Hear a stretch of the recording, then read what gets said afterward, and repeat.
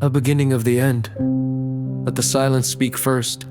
Before the mold, before the letters, before the weight fell off my bones like forgotten promises, there was hope. A least, a lie.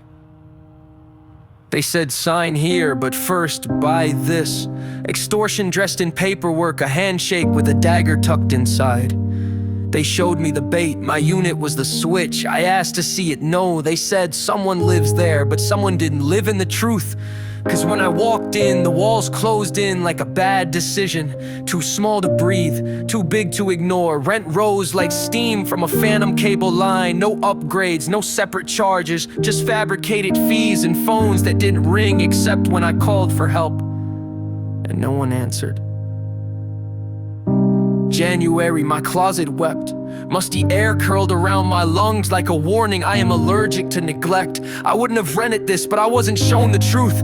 Just a mirror of what could have been. Rain and snow found their way in. Not through the roof, but under the baseboards. My belongings drowned, my health followed. I shrank to 60 pounds, a ghost in my own home. I begged, I filed, I waited, and when I called the city, you called me trouble.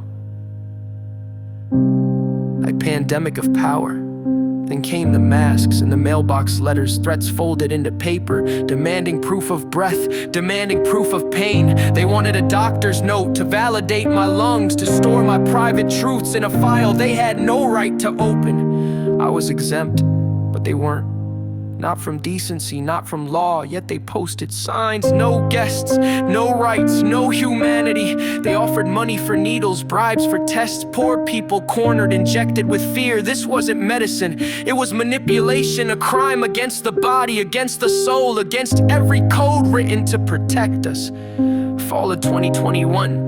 They locked the floor I live on, not for safety, but to isolate, to cut me off from my lifeline. I asked for accommodation 3 times, 3 laughs, 3 echoes of that's not happening.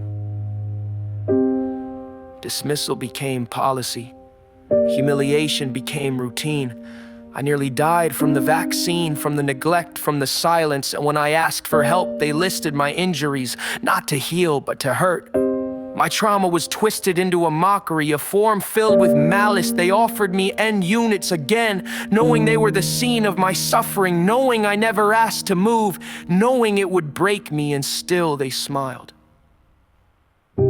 Housing workers became weapons, used to enforce extortion, used to gaslight, used to help say no rights for you, cause then others will want them, as if dignity is a limited resource, as if compassion is a luxury.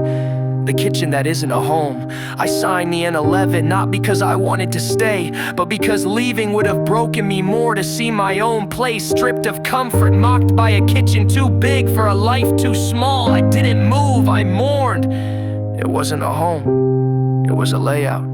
A blueprint of disregard, no curtains, no dimmer bulbs, no space to breathe, just a stove I didn't ask for, bright light punching into my eyes like punishment for speaking. July 3rd, a holiday, a notice not delivered, just dropped like an afterthought. And then they entered unlawfully, no emergency, no respect, just intrusion. And when I spoke up, they called it nothing. Maintenance, management, dismissal. It wasn't a mistake, it was a method, a system designed to wear me down until I stopped asking. The 7th floor wasn't locked for safety, it was locked to forget, to isolate, to erase. Even firemen hesitated, confused by the contradiction of a door that should open, but doesn't. The witness, I gave them everything. Paper, audio, truth, and they gave me a letter attached to a warning. Just because you get it, doesn't mean we'll honor it.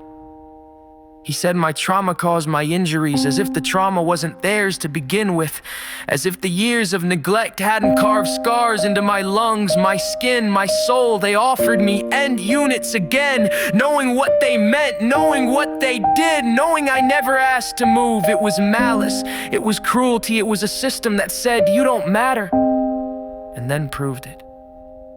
I have every paper, every email, every recording. I speak on them all, and they will speak for me when silence no longer protects the guilty. I pay rent to be homeless, and that is shameful. But I am not the shame.